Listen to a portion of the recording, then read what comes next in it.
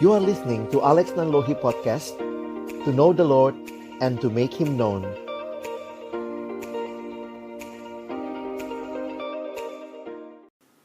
Benar ya Tuhan, dunia tak bisa menjauhkan kami dari kasih-Mu.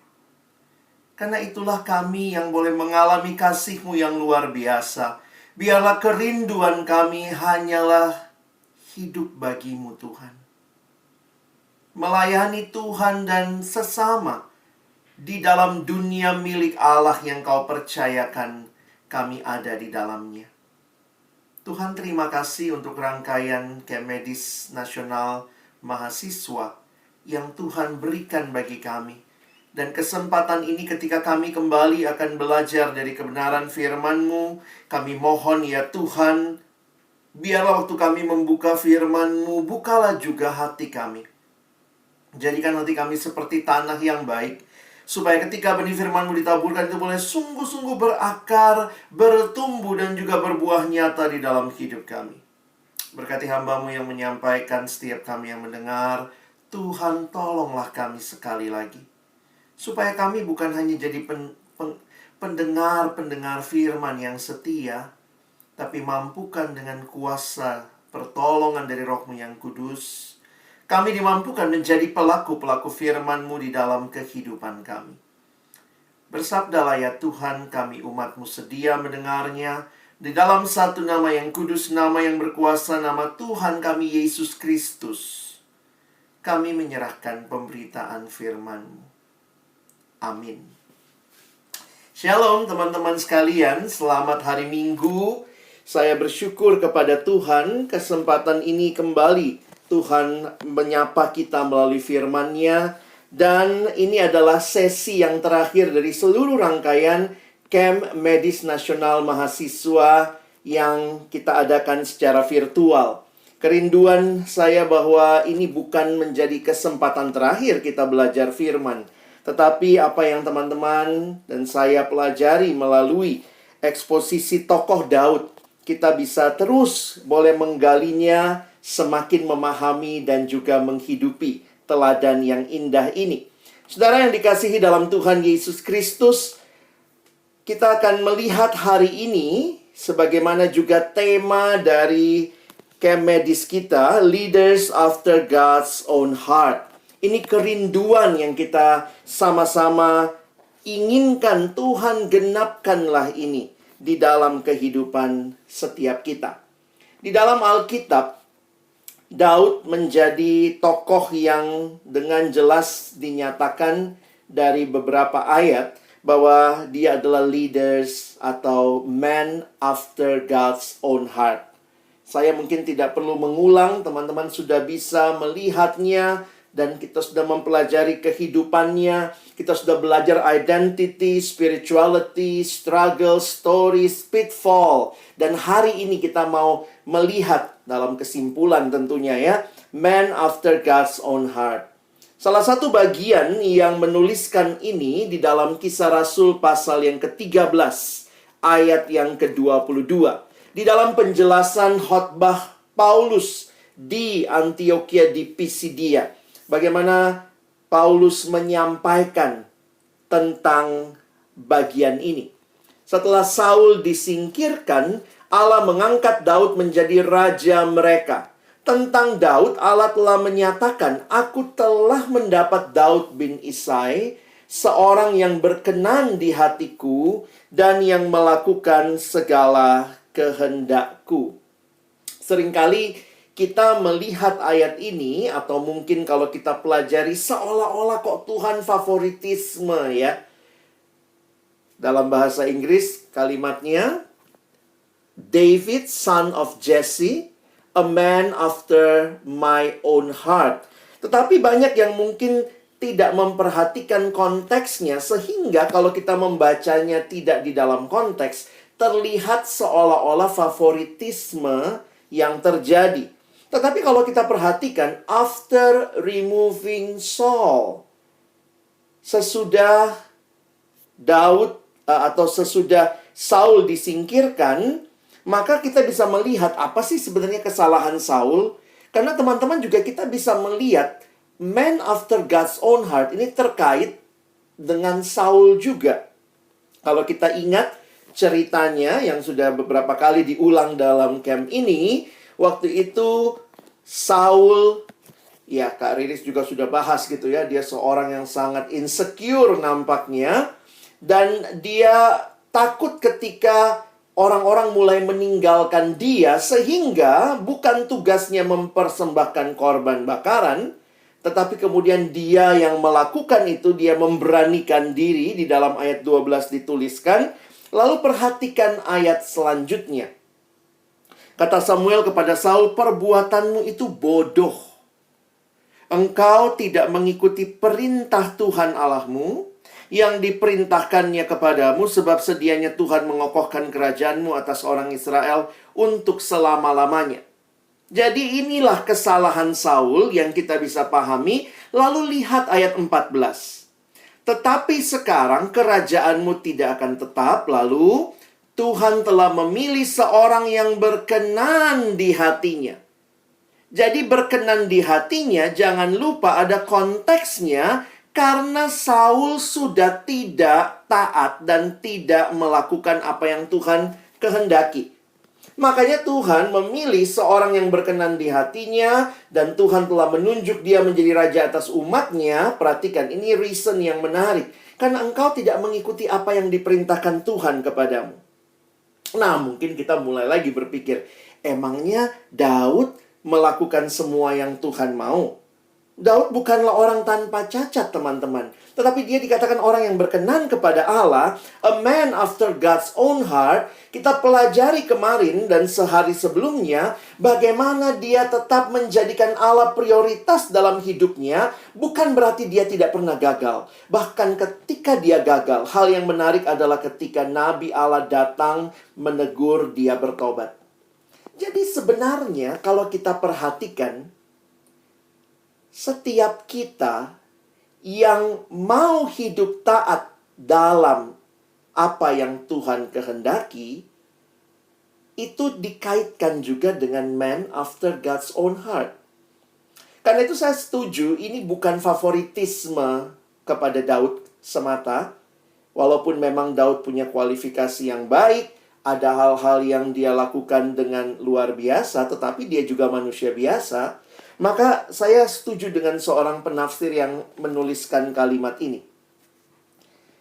The man after God's own heart, itu artinya dalam konteks Daud, bahwa Daud akan menjadi pemimpin yang akan melakukan kehendak Tuhan dan apa yang menjadi tujuan Allah di dalam sebuah masa di dalam sejarah Israel.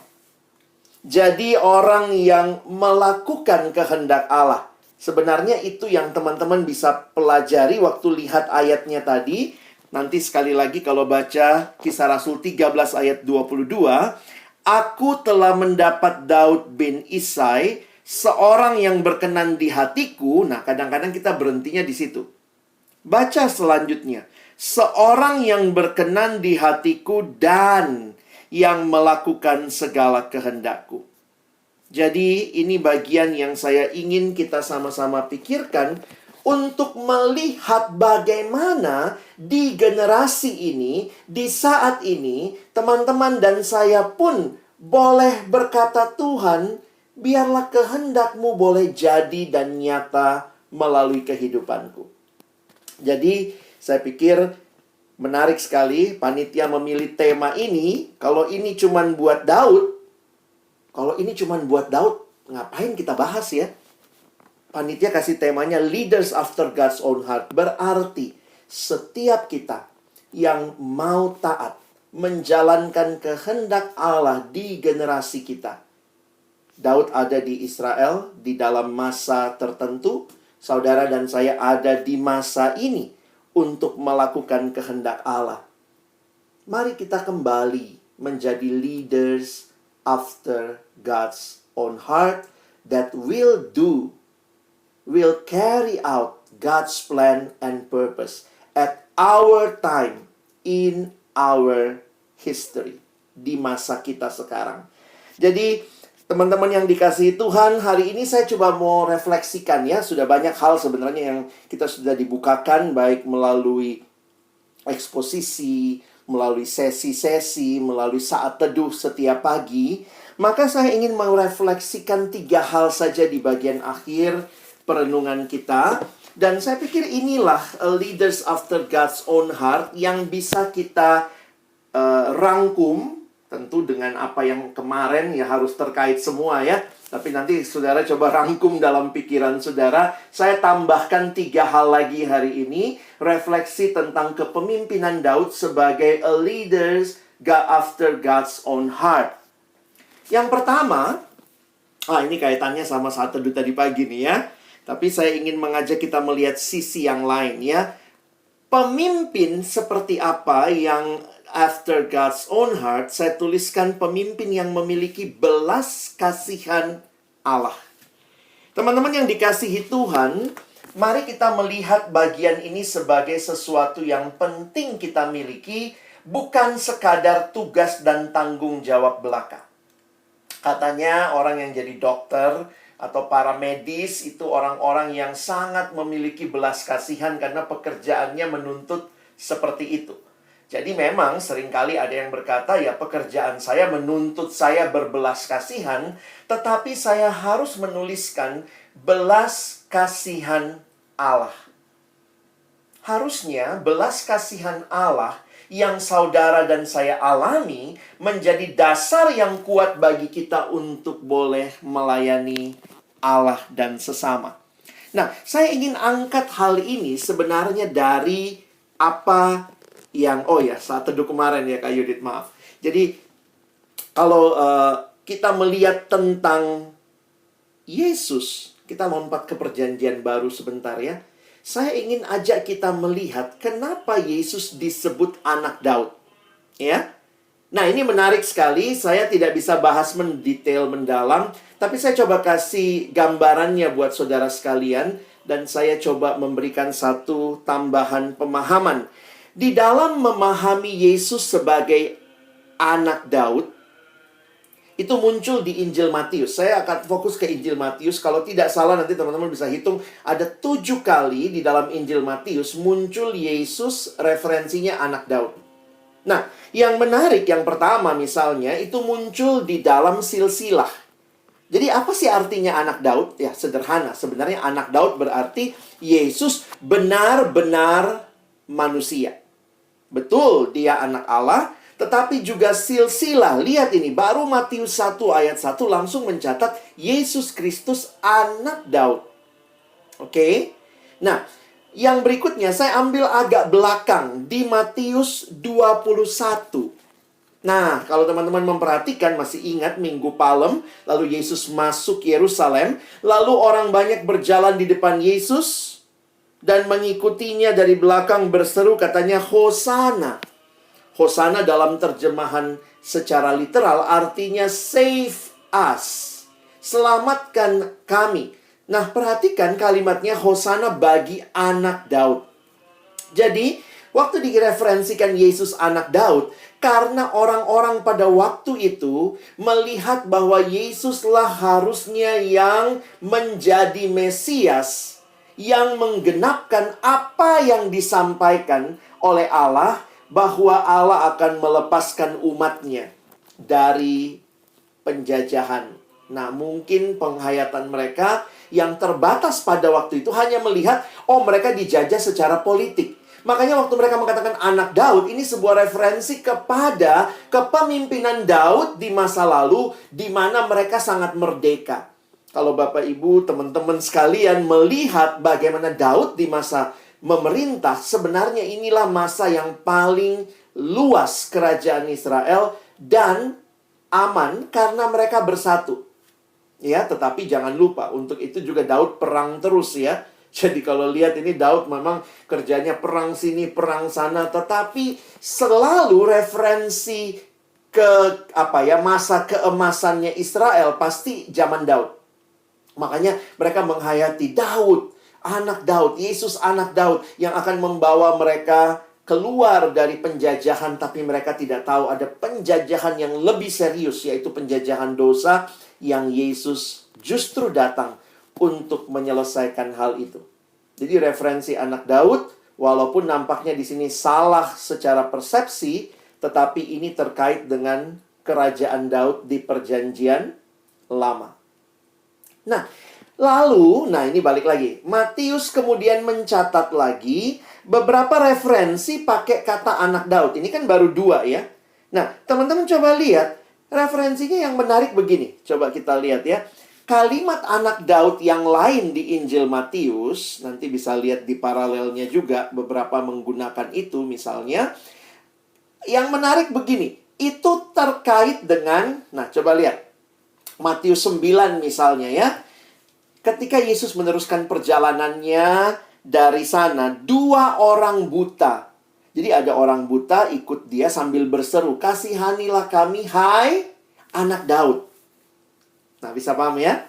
Lalu lihat Matius 12, ayat 22-23. Kemudian dibawalah kepada Yesus seorang yang kerasukan setan. Orang itu buta dan bisu. Lalu Yesus menyembuhkannya sehingga si bisu itu berkata-kata dan melihat. Maka takjublah sekalian orang banyak itu. Katanya, "Iya, ini agaknya anak Daud." Jadi ini kayak masih ragu-ragu gitu ya. "Iya, ini agaknya anak Daud." Teman-teman coba pikirin. Kenapa referensinya buta, yang buta teriaknya anak Daud? Yang membawa orang kerasukan setan ketika sudah disembuhkan, dia tadinya bisu dan buta, waktu bisa lihat dan bisa ngomong, lalu dibilang anak Daud. Lalu lihat lagi ya. Bukan cuma itu. Nah, Matius 15. Maka datanglah seorang perempuan Kanaan dari daerah itu dan berseru, "Kasihanilah aku ya Tuhan, anak Daud." Kenapa referensinya anak Daud ini penderitaan-penderitaan ya? Karena anakku perempuan kerasukan setan dan sangat menderita. Dan nanti di ayat Matius 20 ayat 30, ada 2 orang buta yang duduk di pinggir jalan. Lalu kemudian Yesus lewat dan lihat seruannya, "Tuhan, anak Daud." Ayat 31, waktu ditegur, namun mereka makin keras berseru, katanya, "Tuhan, anak Daud." Artinya apa? Kalau tadi yang pertama artinya Yesus manusia beneran ya, karena di dalam silsilah munculnya. Inilah silsilah Yesus, anak Daud. Di Matius 21 tadi, gambaran kemenangan. Bahwa dia raja yang akan masuk memerintah, menggulingkan penjajah. Walaupun bukan begitu yang Yesus lakukan. Referensinya terkait dengan kerajaan Daud.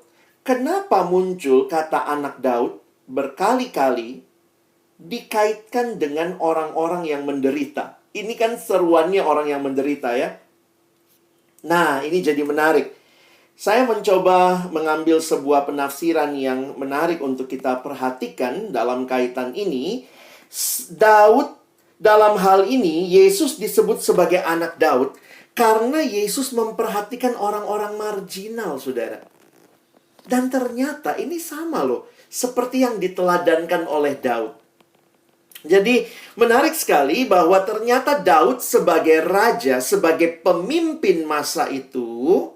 Coba kita lihat beberapa ayat ya. Ini refernya ke perjanjian lama, ke kitab 1 dan 2 Samuel.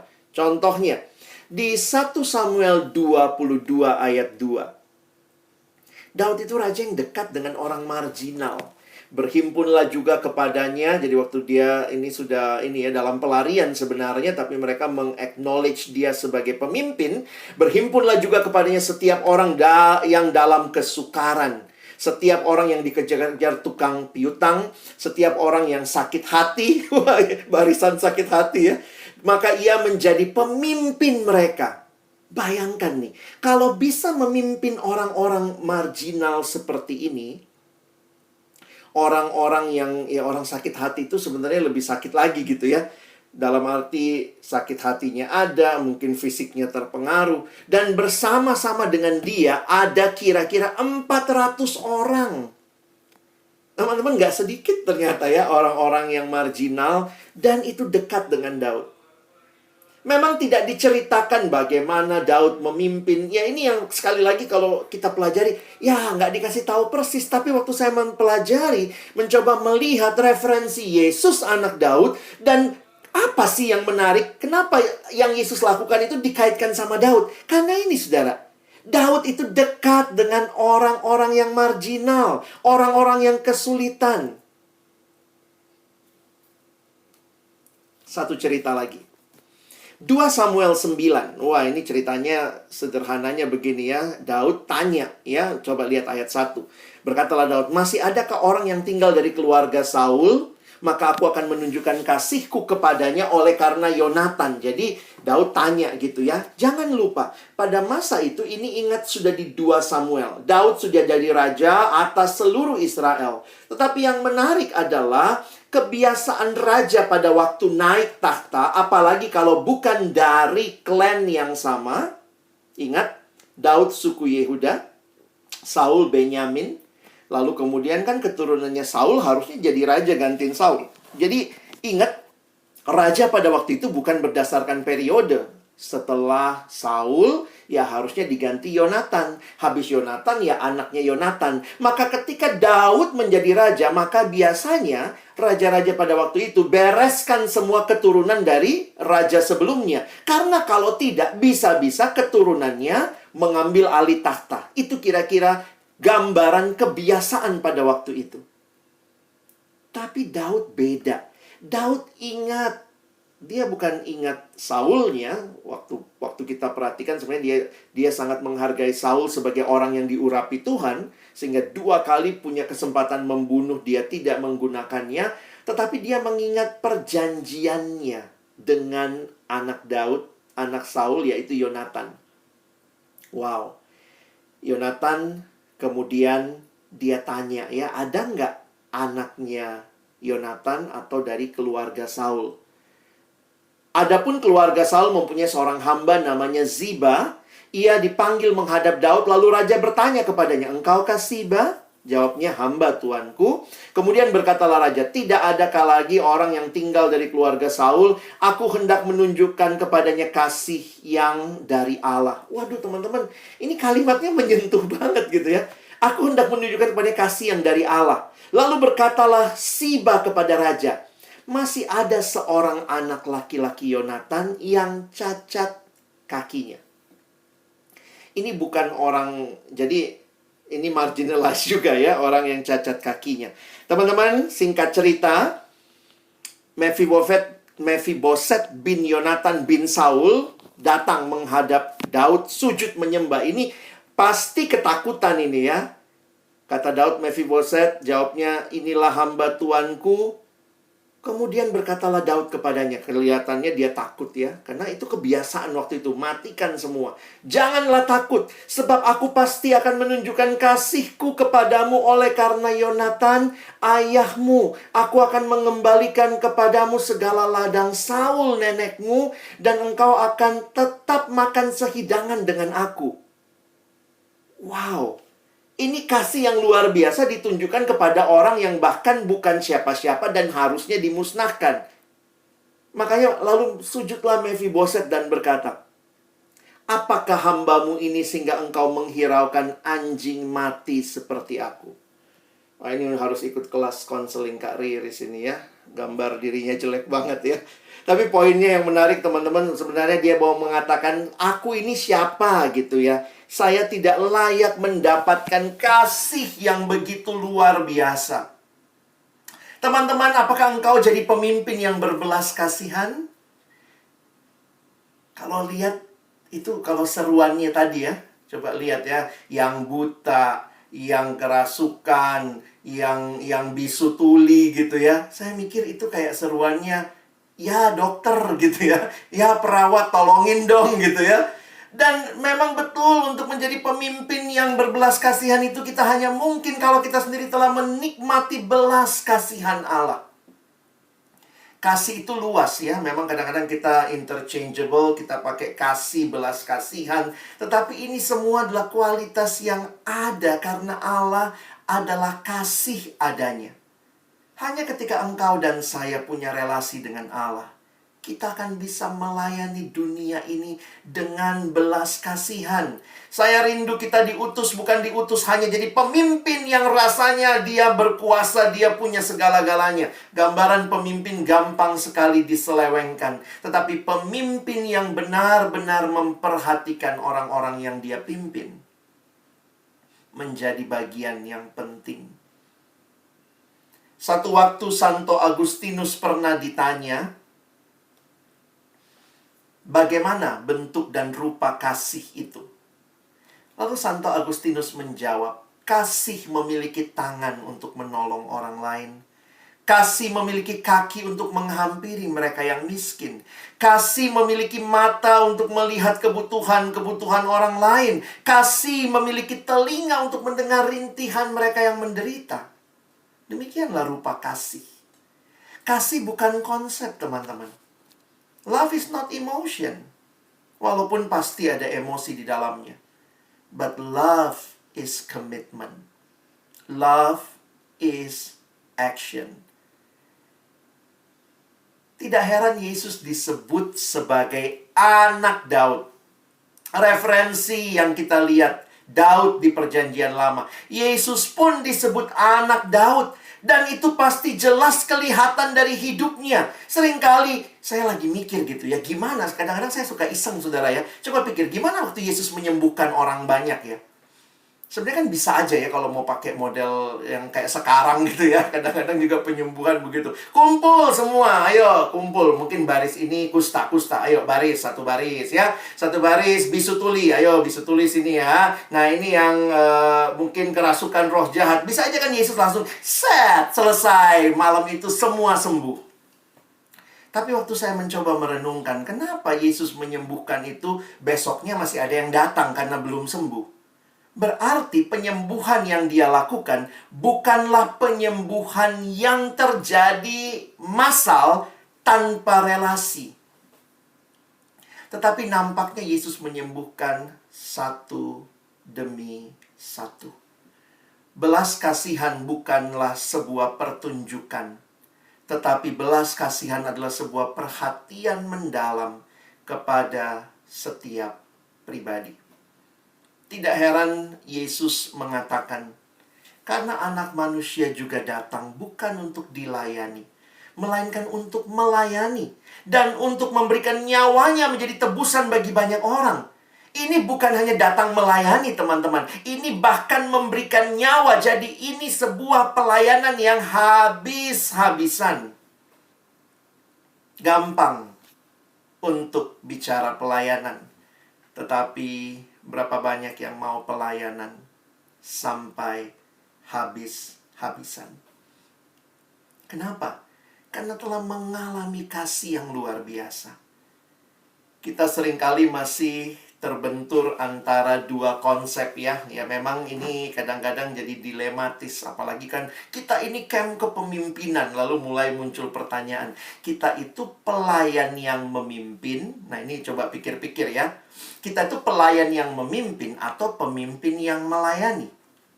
Kadang-kadang ya saya tidak berusaha mendikotomikan. Tapi saya cuma ingin memberikan pemahaman bahwa sebenarnya di balik hal ini kita harusnya punya konsep dasar yang sama. Jadi nanti apapun namanya, tapi saya harap semangatnya sama, spiritnya sama. Kenapa? Karena ya saya juga nggak bisa tutup mata, kita pun mengadakan camp-camp kepemimpinan seperti ini ya. Tetapi coba perhatikan, kualitas apa yang harusnya setiap kita miliki? Hai para pemimpin. Kalau kita perhatikan, di dalam 1 Tesalonika 1 ayat 9, sebenarnya setiap kita yang sudah kenal Tuhan, ini Paulus mencoba menyaksikan apa yang terjadi pada jemaat Tesalonika, sebab mereka sendiri bercerita tentang kami, bagaimana kamu sambut, dan bagaimana kamu berbalik dari berhala-berhala kepada Allah untuk melayani Allah yang hidup dan yang benar. Sebenarnya, setiap kita kualitas dasarnya itu adalah pelayan loh. Iya kan? Coba lihat baik-baik. Kita tuh sebenarnya adalah pelayan. Karena setiap orang yang diselamatkan itu adalah orang yang melayani Allah. Jadi, kita harusnya bisa mengingat status dasar kita yang diselamatkan ini. Makanya kalau kita bicara pemimpin pelayan, servant leader, ingat ya, jangan salah ngerti. Dia bukanlah pemimpin, dia tinggi banget lalu turun melayani. Namun sebenarnya dia pelayan yang memimpin. Coba cerna dulu nih. Ini konsep ini soalnya saya berhutang kepada sahabat saya, Profesor Senjaya, yang menjelaskan dengan sangat baik di dalam bukunya, Pemimpin, Jadilah Pemimpin Bagi Kristus. Dia mengatakan, pemimpin pelayan bukanlah pemimpin lalu kemudian turun melayani. Namun pelayan yang diminta atau dikasih kesempatan memimpin. Jadi, dia bukanlah orang yang adalah pemimpin lalu merelakan diri melayani orang lain. Namun pertama-tama ia adalah seorang pelayan, seorang hamba Allah, lalu terpanggil untuk memimpin. Kalau pemimpin kayak begini nggak lupa diri, teman-teman.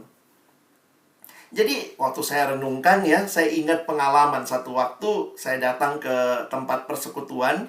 Dan waktu itu persekutuan mahasiswa PMK Kota, begitu. Lalu biasanya saya karena dari kantor datangnya lebih cepat gitu ya. Jadi waktu saya tiba di sana belum ada pengurus PMK yang datang, PMK Kota. Jadi ya saya seperti biasa lihat, oh ruangan belum terlalu bersih. Saya ikut rapi-rapi, saya ambil sapu, saya mulai nyapu.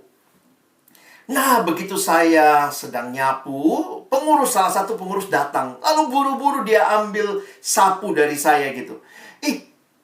Abang kan pembicara, jangan. Abang kan staff gitu ya. Jadi kemudian kesannya kayak, wow, jadi staff nggak boleh nyapu gitu ya.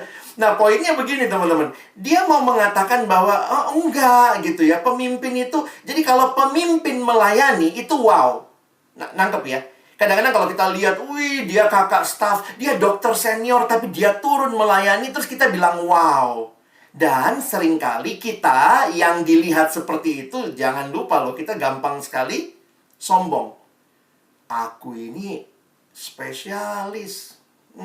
Lihat nih, aku melayani. Bisa jadi we take credit juga, lihat kan? Aku ini staff loh, aku hamba Tuhan, tapi aku mau nyapu. Hebat kan saya? Puji diri, haleluya. Itu kecenderungan kita. Karena itu, di dalam kalimat-kalimat ini, saya seolah-olah diingatkan status dasar saya bukan pemimpin. Tidak ada dari kita yang lahir langsung pemimpin. Karena semua kita yang lahir, kita ada di bawah kuasa dosa. Dan waktu kita dimerdekakan, kita sekarang adalah hamba Allah. Lalu hamba Allah ini ada yang dipanggil jadi pemimpin. Jadi, satu-satunya yang seorang pemimpin turun jadi hamba itu cuma Yesus. Ya. Dia tuh pemimpin alam semesta, turun jadi hamba. Itulah Filipi 2. Itu cuma Yesus. Kita itu nggak ada yang kita tuh tinggi sekali lalu turun menghamba. No.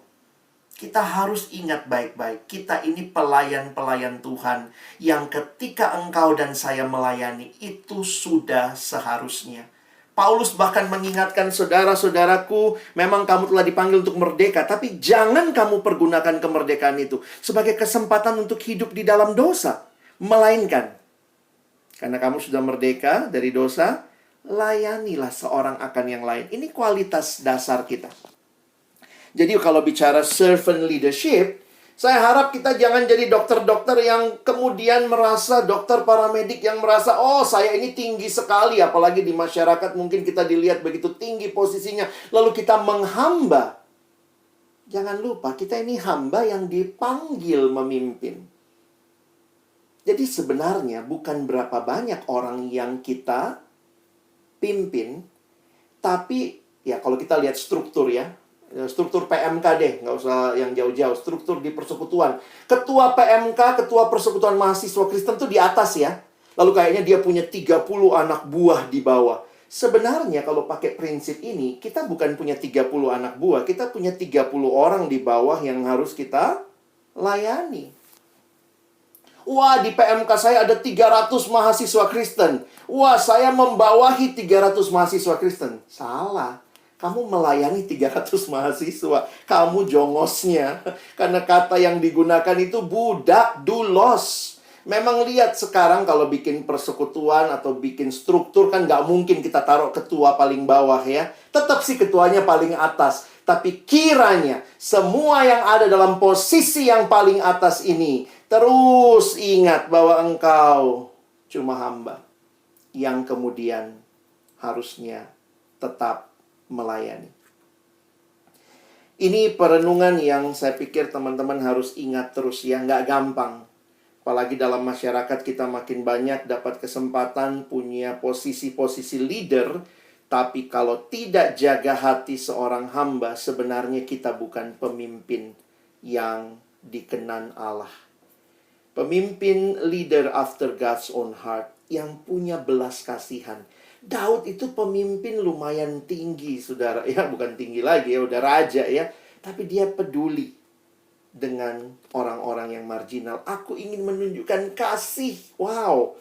Itu kalau begitu ketemu kita digituin, wah rasanya tuh luar biasa teman-teman ya. Profesor Senjaya menuliskan kalimat berikut. Kalau kalian belum mengerti, screenshot aja. Karena ini sangat penting untuk dihayati ya, bukan cuma dibaca. Dia menuliskan kalimat berikut. Memimpin adalah melayani. Namun melayani belum tentu memimpin. Ya dong, karena semua kita kan pelayan. Memimpin itu bisa jadi organisasi ya. Yang tidak mau melayani, tidak boleh dan tidak berhak memimpin. Dengar kalimat ini baik-baik, hai pemimpin Kristen. Yang tidak mau melayani, tidak boleh dan tidak berhak memimpin. Pemimpin adalah pelayan. Namun pelayan belum tentu pemimpin, sekali lagi secara organisasi. Karena itu, yang tidak rela jadi pelayan, tidak layak jadi pemimpin. Yang tidak rela jadi pelayan, sekali lagi, tidak layak jadi pemimpin. Dunia membutuhkan pemimpin pelayan yang mungkin secara status begitu tinggi sebagai seorang pemimpin, tapi punya hati yang dipenuhi belas kasihan Kristus, sehingga rela turun ke tempat yang paling bawah, karena di situ dia harus melayani. Apakah ini kualitas pemimpin yang akan saudara bangun dalam hidup saudara? Yang kedua, kalau tadi pemimpin yang berbelas kasihan, dan saya tuliskan tadi memiliki belas kasihan Allah, maka berikutnya pemimpin yang menjalankan misi Allah. Masih ingat God's own heart tadi? Lihat kalimat ini. Dilanjutkan di Kisah Rasul 13 ayat 36. Ada kalimat yang menarik. Sebab Daud melakukan kehendak Allah pada zamannya. Nah, ini sebenarnya lagi mau membahas tentang waktu itu Paulus lagi mau khotbahkan Yesus itu bangkit dari antara orang mati. Sebelum Yesus semua mati, kubur. Dimati, dikuburkan ya, mati binasa. Tapi menarik sekali kalimatnya. Sebab Daud melakukan kehendak Allah pada zamannya. Lalu ia mangkat dan dibaringkan di samping nenek moyangnya, dan ia memang diserahkan kepada kebinasaan. For David had served God's purpose in his own generation. Teman-teman yang dikasihi dalam Tuhan Yesus Kristus, menarik sekali mempelajari kisah Daud. Tapi ternyata sekali lagi Daud bukanlah the one and only hero. Karena Daud melayani Tuhan di zamannya. Sesudah itu selesai gitu ya. Kita hidup cuma satu kali. Maka ini jadi menarik ini. Bagaimana bisa mengerti kita melayani di generasi kita, apa istilahnya bahasa Indonesianya, melakukan kehendak Allah. Nah, ini menarik nih. Nah, saya coba bangun argumentasinya gini ya, teman-teman coba ikutin dulu. Alkitab kita itu sebenarnya cerita atau kumpulan cerita. Nah, ini menarik ya. Our Bible, is it a story or a collection of stories? Kenapa? Karena kalau kita jawab story, dari mana? Kalau kita jawab stories, ya emang ada sih ya. Nah, jadi kalau sebenarnya pertanyaan ini ditanya, kalau ditanya apakah Alkitab kita stories atau story, jawabnya dua-duanya, ya. Memang di dalam Alkitab ada collections of stories. Ada cerita Adam, cerita Hawa, ada ceritanya Musa, Abraham. Hari ini kita belajar ceritanya Daud, ada kisahnya Yohanes Pembaptis, Paulus, Petrus. Itu banyak cerita-cerita. Tetapi di Alkitab kita juga, kalau kita lihat keseluruhan, menarik sekali, Alkitab kita adalah sebuah cerita. Jadi cerita yang membawa kita melihat bahwa ini ada awal dan ada akhirnya.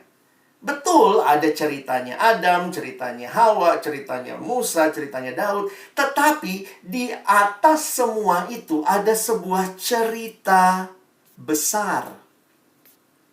Nah, kenapa kita bahas cerita ya? Saya mau coba memilih memberikan pemahaman karena ini penting sekali untuk kita pahami sebagai orang-orang yang mau menjadi leaders after God's own heart, ya. Nanti saya coba simpulkan di akhir. Saya pinjam kalimat dari Timothy Keller. Timothy Keller mengatakan kira-kira begini ya, setiap kita tuh sebenarnya sedang menghidupi sebuah cerita. Sadar atau tidak, setiap kita sedang menghidupi sebuah cerita. Masih ingat kemarin ya, saya bilang cerita matre, orang tua yang ajarin anaknya, wah itu anaknya ommu itu namanya sukses, lihat mobilnya. Jadi masuk tuh cerita-cerita dari keluarga, dari orang tua. Dan menariknya begini teman-teman, ini Timothy Keller ya, orang tidak bisa membuat apapun menjadi sesuatu yang masuk akal atau memiliki arti tanpa menempatkannya di dalam semacam alur cerita. Jadi, dia mau berargumentasi begini. Setiap kita tuh pasti punya cerita. Dan apapun pilihan-pilihan kita, itu terkait sama cerita apa yang sedang kita hidupi. Contohnya begini. Kalau cerita kita adalah uang. Maka semua pilihan. Kenapa kamu sekolah? Ya uang. Kenapa kamu spesialis? Ya uang. Kenapa kamu ambil S2? Ya uang gitu. Jadi sebenarnya semua hal akan jadi meaningful kalau sebenarnya ada cerita besarnya. Kira-kira seperti itu. Nah, memang yang jadi pertanyaan, what story that shapes you? Cerita besar apa yang membentuk engkau? Nah, kita mesti sadar ya, kita dibentuk dari cerita budaya kita, keluarga kita, kultur kita, cerita tentang pendidikan kita, dan seterusnya. Jadi cerita itu seperti kacamata yang melaluinya kita akan melihat segala sesuatu. Termasuk kita memberi arti hidup, ya, kita mau masa depan yang cerah, kita berpikir tentang hidup yang sukses. Ada yang melihat sukses itu kalau bisa sekolah lagi, kalau karirnya makin menanjak. Ada yang melihatnya kalau punya banyak uang. Ada yang bilang, mas, saya mah simple aja. Saya yang penting jadi ibu rumah tangga yang baik, and I live happily ever after. Tapi apapun cerita kita diingatkan, sebenarnya kita ini kan bukan makhluk independen. Ingat loh, kita diciptakan Tuhan. Ingat identity, eksposisi 1. Sehingga kalimat ini jadi menarik. If life is a story, there must be a storyteller. Kalau hidup itu adalah cerita, maka ada yang penceritanya. Dan ini yang harusnya kita ingat, teman-teman. Disinilah kita sadar, karena kita bukan manusia independen, maka ingat. Nah, ini poinnya. Perhatikan ya. Kita tidak sedang menghidupi cerita kita, lalu kita undang Tuhan. Tuhan, ayo Tuhan, masuk dong dalam cerita saya. Kalau kamu mengerti Alkitab, bukan begitu polanya. Tapi pola yang benar adalah ini ceritanya Tuhan. Lalu Tuhan mengundang engkau dan saya masuk ke dalam ceritanya. Beda banget kan? Yang satu kita berpikir, wah ini ceritaku, ini my plan. Lalu Tuhan masuklah dalam ceritaku, bikin ceritaku berhasil. Tapi ini ceritaku. Tapi kalau kita mengingat, this is not our story. Ini adalah ceritanya Allah, di mana Allah yang undang kita masuk ke dalam ceritanya. Wah, ini bayangkan begini deh, yang suka nonton drama Korea. Anggaplah penulis terbaik drama Korea sedang menulis sebuah naskah dan dia kemudian cari pemain. Wah, waktu dia cari pemain, teman-teman, kamu terpilih. Wah, kamu jadi pemain dramanya terpilih. Setelah lewat seleksi yang ketat, kamu yang terpilih. maka dia kasih sama kamu naskah. Terus kamu mainkan naskah itu. Jadi sebagai pemain drama yang baik, kamu tidak sedang melakoni naskahmu. Bukan, ini is not your story. Ini naskahnya dia, dan dia libatin kamu, kamu harus ikuti naskahnya. Kalau mau berhasil, ikuti naskahnya. Wah, itulah gambaran kira-kira yang kita harus pahami. This is not my story. This is not your story. Tetapi ini adalah cerita Allah yang mengundang engkau dan saya masuk ke dalamnya. Sehingga harusnya kita bisa melihat segalanya dalam perspektifnya Allah. Nah, disinilah kita bertemu dengan cerita Allah apa sih? Kalau Alkitab itu diperas, apa sih inti ceritanya? This is God's big story. Beberapa buku yang bisa menolong diterbitkan oleh Perkantas. Yang suka baca bisa cari buku ini ya. Vaughan Roberts, Gambar Besar dari Allah. Menarik sekali dalam buku ini, Vaughan Roberts mencoba menggambarkan kisah besar Alkitab yang kalau diperes gitu ya, dia mengatakan sebenarnya cuma ada 4 kisah utama. Ya, kita udah sering dengar ya. Creation, Fall, Redemption, dan Glorification atau Consummation, apapun istilah yang kita pakai. Beberapa teolog lebih suka menggunakan istilah New Creation. Menarik ya, bahwa Allah di awal itu mendirikan kerajaannya. Lalu terjadi pemberontakan dalam kerajaan itu. Manusia jatuh dalam dosa, berontak kepada Allah. Lalu dimulailah misi penyelamatan Allah. Dan akhirnya, karena misi penyelamatan Allah ini kan dimulai dari perjanjian lama. Allah memilih Israel, sang raja milih Israel, lalu sang rajanya datang sendiri, mati di kayu salib, bangkit, naik ke surga, lalu dia naik ke surga, lalu dia lanjutkan itu kepada murid-muridnya untuk memperluas kerajaan itu dan berjanji akan datang kali yang kedua.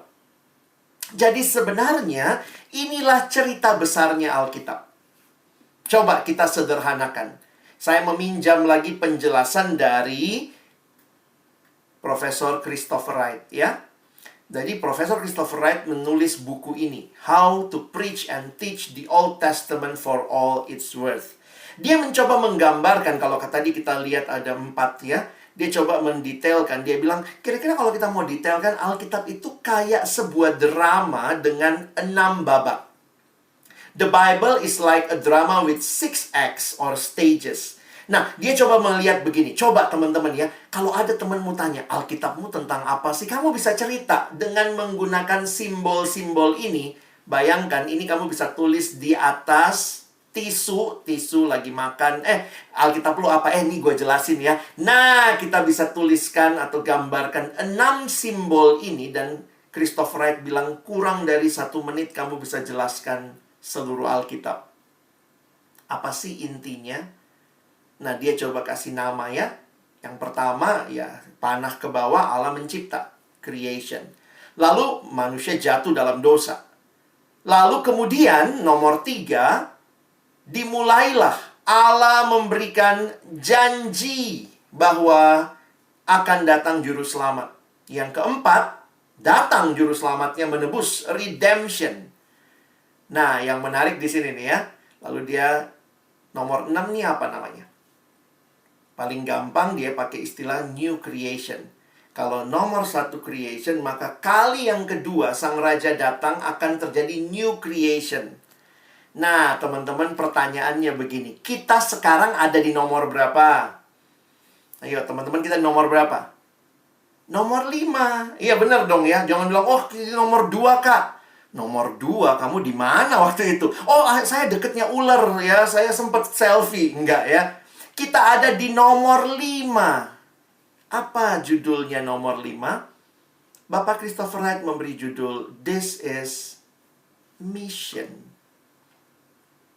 Jadi kalau kita melihat cerita Allah, Allah punya cerita mulai dari creation sampai nanti new creation. Dan kita sekarang ada di nomor yang kelima. Dan ingat, ini bukan cuma cerita. This is not only story. Ini Alkitab menyatakan kepada kita. Jadi sebenarnya teman-teman ingat, Sekali lagi, ini ceritanya siapa? Ceritanya Allah. Hidup kita ada dalam cerita besarnya Allah. Kalau begitu, engkau dan saya ada di sini untuk sebuah alasan. Dengan kita memahami cerita besar Allah, kita harusnya mengerti bahwa keberadaan kita, baik kehidupan kita, pekerjaan kita, ini bukanlah tanpa arti atau tanpa sebab.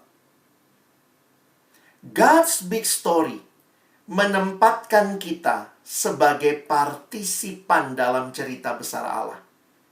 Kita bukan penulis ceritanya, tapi Allah yang menuliskan ceritanya. Kita itu partisipan dalam cerita besar Allah. Apa yang kita lakukan harus dilihat dari sebagian dari keseluruhan kisah Allah dalam dunia ini. Kita berharga dan pekerjaan kita berharga.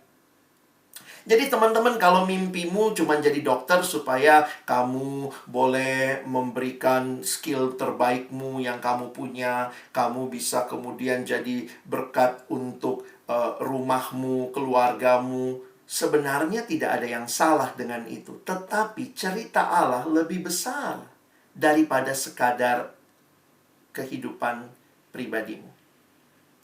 You need to find your place in God's story. Dan ingat, we are on a mission from God. Dan bagian kita, participate in God's mission. Kenapa orang Kristen, kita senang banget ngomong panggilan. Kenapa? Karena kita tahu hidup ini bukan cuma jalanin biasa saja. Waktu kamu bisa kuliah, kamu nanti bekerja, kamu mungkin melanjutkan studi, kamu melanjutkan karirmu. Kita berada dalam panggilan Allah. We are participating in God's mission. Dan ingat, kalau bicara panggilan, bukan semata-mata jadi apa. Yang pertama dan terutama waktu engkau dan saya bicara panggilan, berarti ada yang manggil. Masa ngomong panggilan gak ada yang manggil? Disinilah pentingnya kita kenal siapa Tuhan yang memanggil kita masuk dalam ceritanya. Kita bukan sedang menghidupi cerita kita, tapi Dia membawa kita masuk ke dalam ceritanya. Dan karena itu, your study is in God's mission. Your life is in God's mission. Your profession is in God's mission. Your future should shape in God's mission. This is not your story and my story only, but this is God's story that included us. This is such an honor. Luar biasa ya. Tuhan membangun ceritanya dalam dunia ini, melibatkan engkau dan saya. Nggak kebetulan dong kita ditaruh di Indonesia ya. Ini memang begitu ya. Coba baca kisahnya Allah, itu selalu terkait sama bangsa. Makanya tadi kalau teman-teman melihat ya, Daud itu jadi raja di masa tertentu, di sebuah bangsa tertentu. Jadi God's own heart-nya buat Daud ya di situ. Teman-teman dan saya kan nggak lahir di Palestina ya. Kita nggak lahir di Israel. Kita lahirnya di Indonesia, berkarya di Indonesia. Dan karena itu camp ini telah membukakan kepadamu berbagai bidang. Coba lihat, dalam bidang-bidang ini cerita Allah sedang berlangsung dan engkau dilibatkan. Ada di Urban Poor, Mission Hospital, dosen peneliti, instansi pemerintah, NGO, manajemen instansi kesehatan, neglected people, perawat, lain-lain. Apa calling saudara? Kenapa kita mesti bicara calling? Karena kita bicara ini bukan rencana kita. Kalau cuma sekedar datang, selesai studi, jadi orang kaya raya, selesai, and live happily after, whose story is that? Itu ceritanya siapa? Dan Tuhan bukakan di camp ini banyak hal ya. Camp ini luas sekali teman-teman ya. Saya sampai akhirnya berpikir gini. Saya harap teman-teman bisa menangkap bahwa kalian dibukakan sebuah visi yang begitu besar yang Allah sedang kerjakan di bangsa ini. Kalian dengar cerita Urban Poor, Mission Hospital. Kemarin dengar panggilan Dr. Hedwin, Dr. Christine, Dr. Maria, Dr. Rani. Saya waktu dengar semua itu kemarin, wow, Tuhan hatimu tuh luas banget Tuhan ya. Jadi kalau saya cuma cinta satu bagian, jangan bilang, wah saya yang paling penting ya. Karena ternyata hati Tuhan tuh luas banget teman-teman. Nah, cari tahu Tuhan mau engkau ada di mana di dalam luasnya hati Tuhan itu. Terus kamu bilang, Bang, Saya masih sekolah, saya masih kuliah. Iya juga sih. Tapi kita perlu think globally, act locally.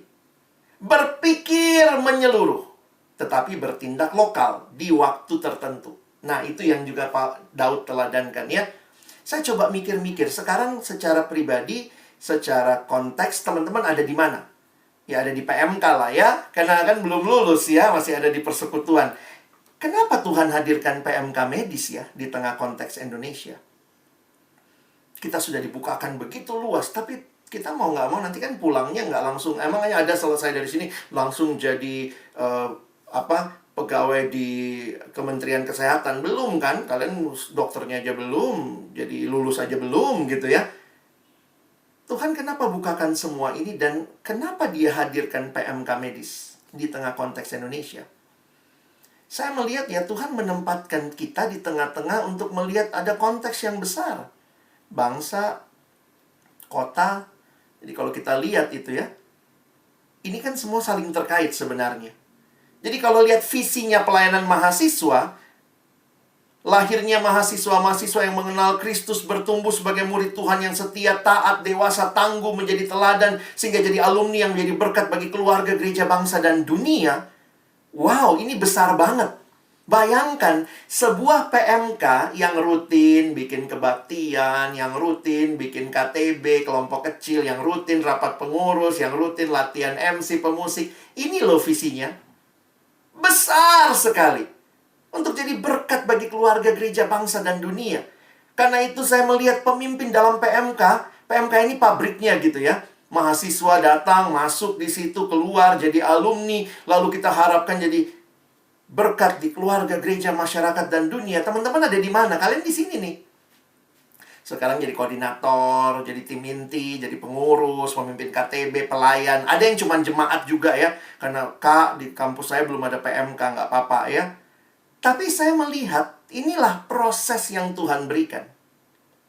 Miliki pemahaman global, tetapi pulang dan bertindaklah dari hal yang lokal yang paling sederhana. Apa mimpimu ketika PM kamu diurus baik-baik? Teman-teman udah dapat ya manajemen pelayanan, manajemen persekutuan. Waktu ini diurus dengan baik. Kita merindukan ada orang-orang yang berjumpa dengan Tuhan secara pribadi dan jadi murid. Kita merindukan ada orang-orang yang akhirnya rela bayar harga untuk melayani Tuhan dan sesama.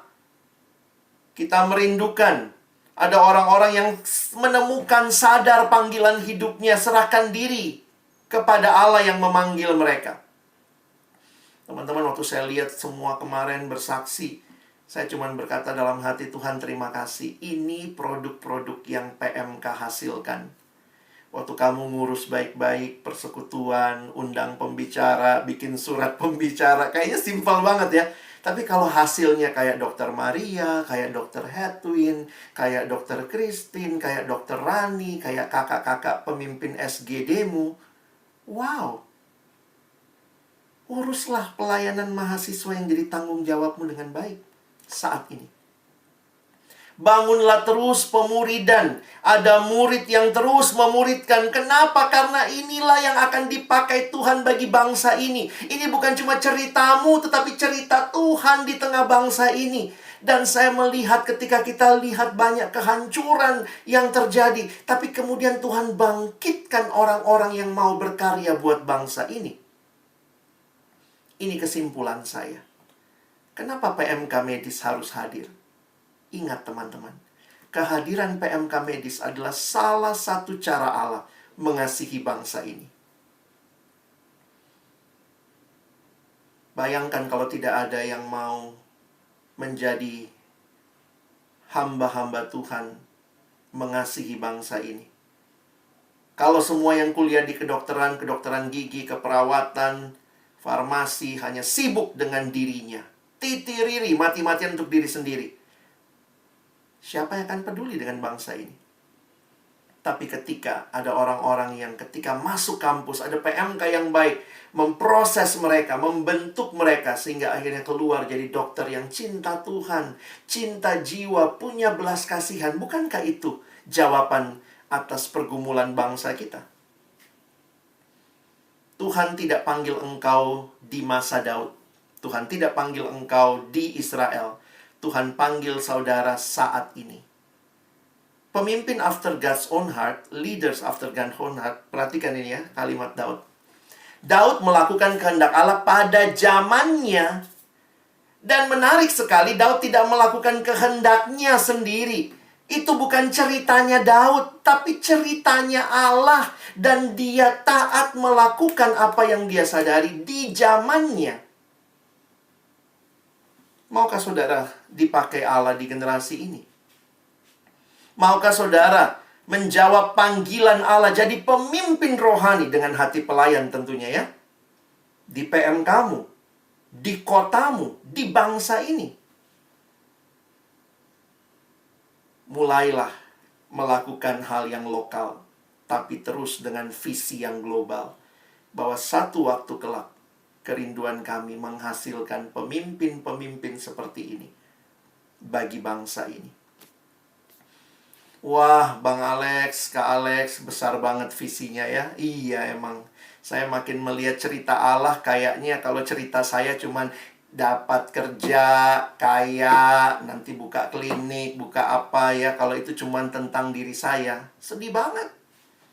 Tuhan, kita punya cerita yang jauh lebih besar. Tapi bagaimana kita bisa pergi? Tuhan, tolong aku. Bagaimana aku bisa melakukan ini? Apa jaminannya? Maka yang terakhir, pemimpin yang juga menikmati pemeliharaan Allah.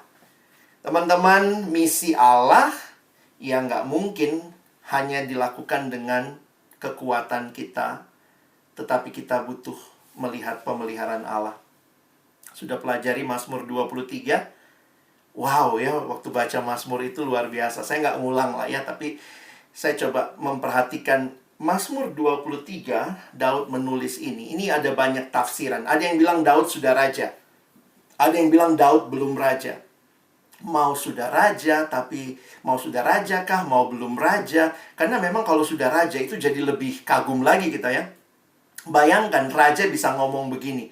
Tuhan adalah gembalaku, takkan kekurangan aku. Raja itu kan nggak kekurangan apa-apa ya. Tapi dia masih bilang lagi, Tuhanku itulah gembalaku. Nah, Daud menuliskan Mazmur tentang Tuhan sebagai gembalanya dan sebagai tuan rumah. Nanti bagian bawah soalnya ada itu ya, engkau menyediakan bagiku hidangan di hadapan lawanku. Saya menuliskan beberapa hal ini. Daud menuliskan pengalaman pribadinya dengan Tuhan, di mana ia tergantung penuh pada Tuhan seperti domba pada gembala. Ia menulis ketenangan domba yang berbaring di rumput hijau, di air yang tenang, selamat di dalam perlindungan, dan seterusnya.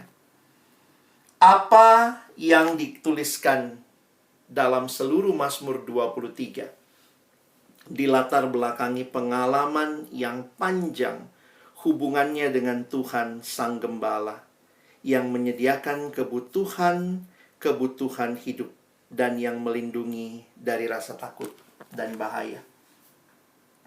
Teman-teman menjalankan cerita besar Allah, bahkan di tempat kita saat ini, tentu tidak mudah. Kita butuh kekuatan. Tapi ingatlah, Tuhan berjanji, Dia akan menyertai. Kalimat-kalimat Daud menunjukkan penyerahan diri yang begitu penuh kepada Tuhan. Bisa bayangkan nggak ya? Kayak Daud ngomong gini, aku cuman butuh Tuhan. Kalau teman-teman pelajari Mazmur-Mazmur seperti ini namanya Mazmur pengajaran. Mazmur pengajaran itu kesimpulannya ada di ayat 1. Ngerti ya? Menarik juga tuh, kesimpulannya ada di ayat 1. Jadi kira-kira begini, tanpa baca ke bawahnya, sebenarnya ayat 1 sudah kesimpulannya. Emangnya apa sih yang Daud bahas? Daud cuma bilang gini, Tuhan adalah gembalaku, takkan kekurangan aku. Udah, teman-teman gak usah baca bawahnya, itu kesimpulannya. Bawahnya itu hanya menegaskan, Ia membaringkan aku, Ia menuntun aku, Ia menyegarkan jiwaku. Jadi kalau Tuhan ada sebagai gembala, ini loh yang akan Dia provide buat engkau. Teman-teman, generasi ini katanya takut komitmen. Iya sih, kalau kamu pakai komitmen-komitmenan dengan kekuatan dirimu, pasti kamu takut, karena nggak sanggup kita. Tapi kalau engkau melihat kepada Allah yang menyertai, maka engkau berkata, Tuhan, kalau hari ini aku dedikasikan hidupku, mungkin aku tidak jadi dokter yang kaya raya, mungkin aku tidak akan seperti orang lain, tetapi engkau ada, dan engkaulah satu-satunya yang aku butuhkan. Wow, nggak usah baca bawahnya, udah jelas kesimpulannya. Tuhan adalah gembalaku, takkan kekurangan aku. Percaya teman-teman? Kalau Dia gembalamu, kamu takkan kekurangan? Percayakah engkau? Atau engkau masih ragu? Yang mengutus engkau pulang kembali hari ini bukan saya. Saya cuma hamba Tuhan. Tetapi Tuhan yang maha kuat, yang maha hadir, Dialah yang akan menyertai saudara. Maukah engkau berkata, Tuhan adalah gembalaku, takkan kekurangan aku. Saya tutup dengan sebuah cerita. Di Amerika, ya ini bukan di negara kita lah ya, di Amerika ada gereja-gereja yang suka pasang iklan di koran. Jadi pasang iklan di koran, jadi biasanya hari Kamis dari koran udah telepon. Pak Pendeta, minta ini dong, ada kebaktian kan hari Minggu ya, minta jadwalnya. Ya, jadi memang udah langganan setiap hari Kamis, pasti redaksinya telepon seorang pendeta, dan pendetanya akan kasih semua hal detail untuk ibadah hari Minggu untuk masuk koran. Jadi kemudian hari Kamis, redaksinya telepon, Pak Pendeta, gimana? Udah siap buat hari Minggu? Oh iya, Pak Pendeta, tempat nggak berubah? Tidak, ya. Jam nggak berubah? Oke, nggak berubah. Jadi sekarang temanya, Pak. Wow, Pak Pendeta bilang, oh temanya Mazmur 23. Terus judulnya, Tuhan adalah gembalaku. Oh oke, Pak Pendeta, ada lagi? Itu udah cukup, ya udah. Jadi kemudian dia udah selesai. Nah, hari Sabtu kan mesti cek ya, udah keluar tuh. Udah keluar di mana? Di korannya, karena kan untuk kebaktian Minggu ya. Jadi ketika pendetanya cek hari Sabtu, wah dia cek, oh ya, tempat nggak berubah, jam nggak berubah, udah ditulis semua. Pembicara juga sudah ada nama dia sebagai pendeta. Tapi kaget pendetanya pas lihat temanya. Hah? Kaget pendetanya waktu lihat temanya. Di dalam temanya itu tertulis, Tuhan adalah gembalaku, itu sudah cukup. Ternyata bagian akhir itu dimasukkan, dan justru ini menjadi tema yang tidak terlupakan. Tema yang sudah memberikan kesimpulan. Tuhan adalah gembalaku, itu sudah cukup. Teman-teman yang dikasihi Tuhan, camp ini harus selesai. Karena engkau dan saya akan kembali ke dalam keseharian kita. Menjadi leaders after God's own heart. Yang taat dengan belas kasihan Allah. Bukan menjalankan misimu sendiri, tetapi misi Allah. Dan penyertaan Tuhan, seperti yang Daud katakan. Tuhan adalah gembalaku. Kita tambahin ya. Itu sudah cukup. Mari ambil waktu berdiam diri sebentar Sebelum saya akan menutup dan memberikan beberapa pertanyaan untuk menantang saudara sekalian mendedikasikan hidup kepada Tuhan. Mari kita ambil waktu tenang sebentar di hadapan Tuhan. Berdoalah. Apa saja yang Tuhan sudah nyatakan melalui camp ini. Mimpi besar, visi besar, misinya Allah. Dan bagian yang saudara dan saya harus kerjakan mulai dari sekarang. Berdoalah kepada Tuhan.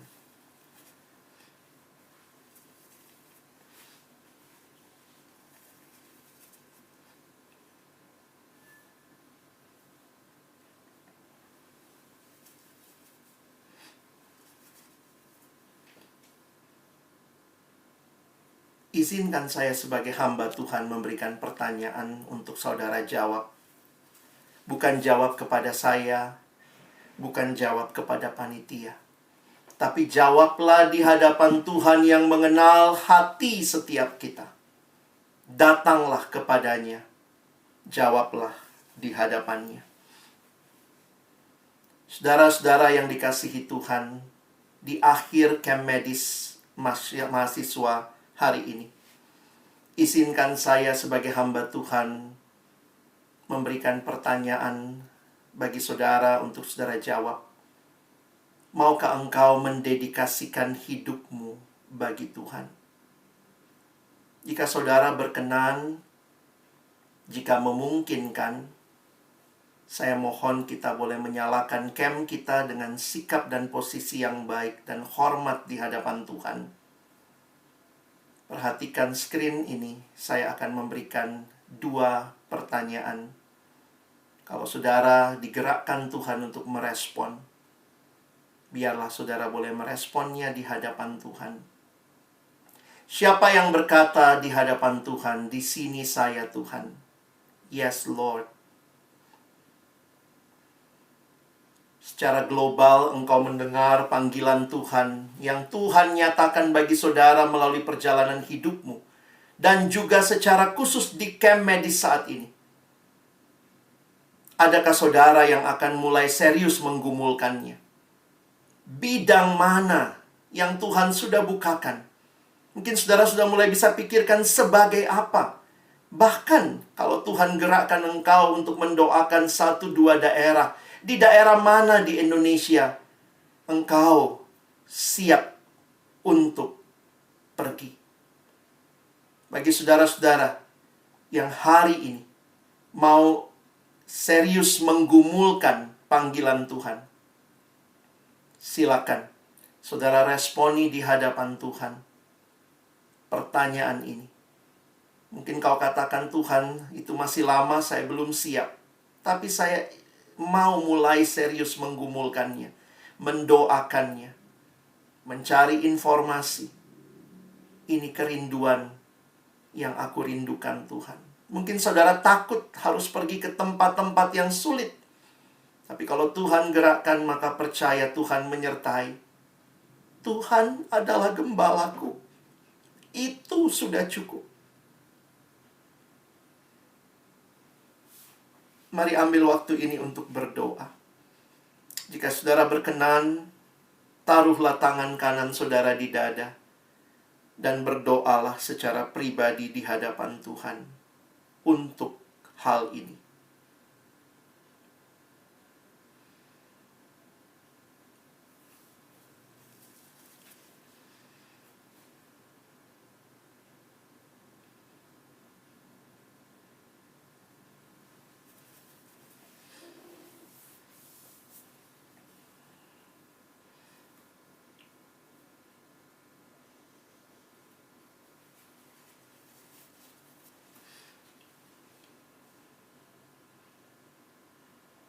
Tuhan, tolong kami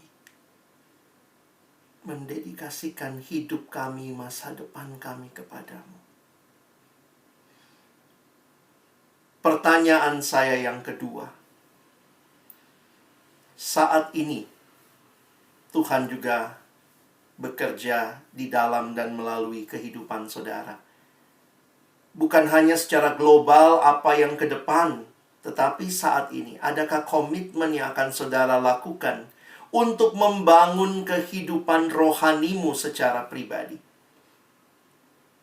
Mimpi yang besar tadi tidak dicapai dengan kekuatanmu sendiri. Menjadi berkat bagi bangsa, menjadi berkat bagi dunia. Sudahkah engkau hidup di dalam Tuhan? Jika ada komitmen yang mau saudara ambil untuk hidup rohanimu pribadi, yang mau saudara ambil untuk kelompok kecil, kelompok KTB saudara, bagi saudara yang mungkin mengambil komitmen di PMK saudara sebagai pengurus, sebagai pelayan, atau mungkin di kota saudara, kalau belum ada pelayanan kampus, maka saudara rindu merintis, membangun. Apa yang saudara akan lakukan supaya lebih banyak orang lagi yang dibentuk di dalam pelayanan mahasiswa medis untuk membangun bangsa ini? Itu bukan nanti, tetapi hari ini. Setelah camp ini, apa yang Tuhan gerakkan untuk saudara bangun bagi dirimu pribadi dan bagi PM kamu. Sekali lagi, taruh tangan kanan saudara di dada dan berdoalah. Nyatakan setiap keputusan, komitmen yang saudara mau ambil kepada Tuhan. Silahkan berdoa secara pribadi.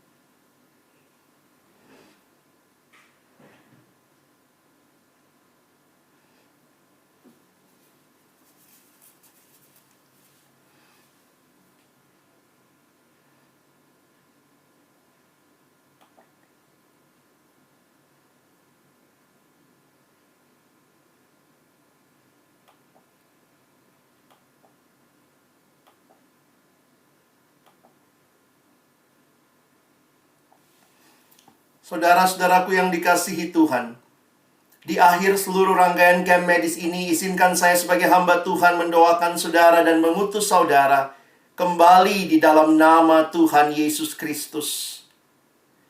Bapa di dalam surga, kami bersyukur untuk kasih dan anugerah-Mu.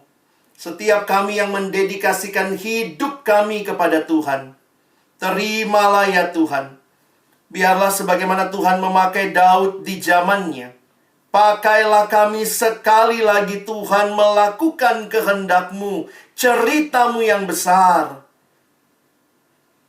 Berikan kami hati yang penuh belas kasihan, supaya kami memandang setiap ladang yang Tuhan bukakan bagi kami dengan belas kasihan ilahi. Dan Tuhan yakinkan kami akan janji penyertaan-Mu yang tidak berkesudahan di dalam kehidupan kami. Meyakini bahwa Engkau Allah yang tidak pernah meninggalkan kami. Engkau Allah yang senantiasa bersama dengan kami. Engkaulah gembala hidup kami. Biarlah setiap kami boleh kembali dan berkata, Tuhan adalah gembalaku. Itu sudah cukup. Saudara-saudara yang dikasihi Tuhan, pergilah di dalam kasih Tuhan, membangun dirimu, membangun bangsa ini bagi kemuliaan Tuhan. Arahkan hatimu kepada Tuhan dan terimalah berkat-Nya. Tuhan memberkati engkau dan melindungi engkau. Tuhan menyinari engkau dengan wajah-Nya dan memberi engkau kasih karunia. Tuhan menghadapkan wajah-Nya kepadamu dan memberi engkau damai sejahtera sampai selama-lamanya. Amin.